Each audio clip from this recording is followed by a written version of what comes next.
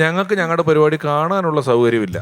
അങ്ങനെ അവിടെ അടുത്തുള്ളൊരു ഹോട്ടലിൽ ടി വി ഉണ്ട്, മൂലയ്ക്ക് ഭിത്തിയിലൊരു ടി വി ഇരിപ്പുണ്ട്. അപ്പോൾ രാത്രിയാകുമ്പോൾ ഞങ്ങൾ ഭക്ഷണം കഴിപ്പോട് കൂടി ഞങ്ങളുടെ പരിപാടിയുടെ ടെലികാസ്റ്റും കൂടെ കാണാൻ പോകും. അങ്ങനെ ഞങ്ങൾ അവിടെ ചെന്നിരുന്ന് കഴിച്ച് കണ്ടുകൊണ്ടിരിക്കുമ്പോൾ ഒരു ദിവസം വേറൊരു സംഘം അവിടെ വന്നിരിപ്പുണ്ട്. അവർ ഞങ്ങളെ നോക്കും, ടി വി ഇട്ട് നോക്കും. അവസാനം ഹോട്ടലുകാരനോട് പറയാ, ചേട്ടാ ഭക്ഷണം കഴിക്കുമ്പോഴെങ്കിലും ഇങ്ങനെയുള്ള പരിപാടികളൊക്കെ ഒന്ന് മാറ്റി വയ്ക്കും, ഞങ്ങളിത് കഴിക്കട്ടെ എന്ന് പറഞ്ഞിട്ട്.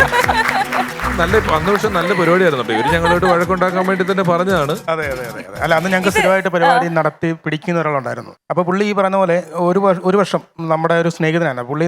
ഒരു വർഷം നമ്മളെ മാറ്റി നിർത്തി വേറെ കുറേ ആൾക്കാരെ പരിപാടിയാക്കി ഏൽപ്പിച്ച് അങ്ങനെ ആ അമ്പലത്തിൽ ഒരു പരിപാടി പുള്ളി ചെയ്തു. പരിപാടി ചെയ്താൽ ഭയങ്കര ബോറായിരുന്നു.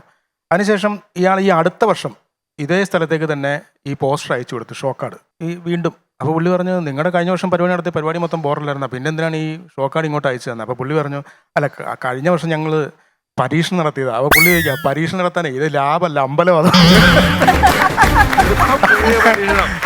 ഈ ഞാൻ പറഞ്ഞ കഥയില് ഞങ്ങളന്ന് അവിടെ അയാൾ പറഞ്ഞല്ലോ, അത് കഴിഞ്ഞ് പിറ്റേന്ന് വെളുപ്പിന് ഒരു 8:30-9 മണിയായി ഞങ്ങൾ സ്റ്റേഷനിൽ നിന്ന് പോയപ്പോ.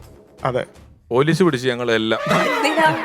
അതായത് അവൻ പറഞ്ഞ് ഇതങ്ങ് നിർത്താൻ പറ്റുമോന്ന് ചോദിച്ചിടത്തും പറഞ്ഞല്ലോ, അവൻ കുറച്ചേരമായി അത് പറയാൻ തുടങ്ങിയിട്ട്. അപ്പൊ ഹോട്ടലിൽ 10 ഭക്ഷണം കഴിക്കുന്നവർക്ക് കുഴപ്പമില്ല, ഇവൻ മാത്രം ചേട്ടാ ചാനൽ മാറ്റ്, ഞങ്ങൾക്ക് ഇത് കാണാൻ പറ്റിയല്ല. ഇപ്പൊ ഈ ഹോട്ടലുകാരൻ പറയുന്നുണ്ട്, നിങ്ങൾ TV കാണാൻ വന്നതല്ലല്ലോ. TV ഇവരെല്ലാ ദിവസവും കഴിഞ്ഞ 2-3 മാസമായിട്ട് എല്ലാ ദിവസവും വന്ന് ഇവിടെ കഴിക്കുന്നവരാണ്. പിന്നെ ആ പരിപാടി ഇവിടെ ബാക്കിയുള്ളവർക്കെല്ലാം കാണണം, നിങ്ങൾക്ക് വേണ്ടി ചാനൽ മാറ്റാവോന്ന് ചോദിച്ചു.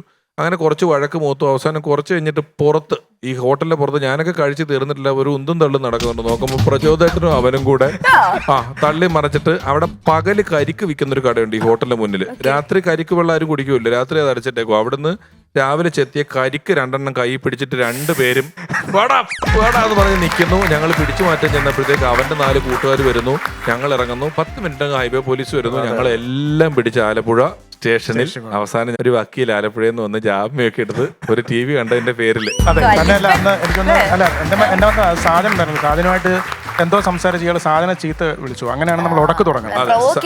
പ്രൊവോക്ക് ചെയ്ത് ഇതിനെല്ലാം കഴിഞ്ഞ് നമ്മൾ ഈ പിടിച്ചുമാറ്റം എല്ലാം കഴിഞ്ഞതിന് ശേഷം ഈ സാധൻ അവിടെ കിടക്കുന്ന ഒരു പേഴ്സ് അതെടുത്തോണ്ട് നേരെ ആ കൂട്ടത്തിലേക്ക് കൂടെ കൊടുത്തവൻ അവിടെ ചെന്നിട്ട് നിങ്ങളുടെയാണ് പേഴ്സ് എന്ന് പറഞ്ഞ് അവർക്ക് കൊടുത്തു. അവർ 4 പേര് സാധനം പിടിച്ച് ഇടിയോടിയാണ്. അതായത് ഇടിയുടെ ഇടയിൽ, അതെ, അത് ശത്രു ടീമിൽ ഒരുത്തിന്റെ പേഴ്സാ താഴെ വീണേ. സാജൻ ചേട്ടൻ അതിനിടയിൽ ഒരു തോക്ക് കളഞ്ഞ് കിട്ടിയിട്ടുണ്ടെന്ന് വണ്ടർമോട്ടായി പറയുന്ന പോലെ വീണ് കിട്ടിയ പേഴ്സ് തുറന്നു കിട്ടുന്ന ഞങ്ങളുടെ അറിയാൻ പേഴ്സ്. എടാ പക്ഷേ നിന്റെയാണോ പ്രജോന്റെ ആണോ?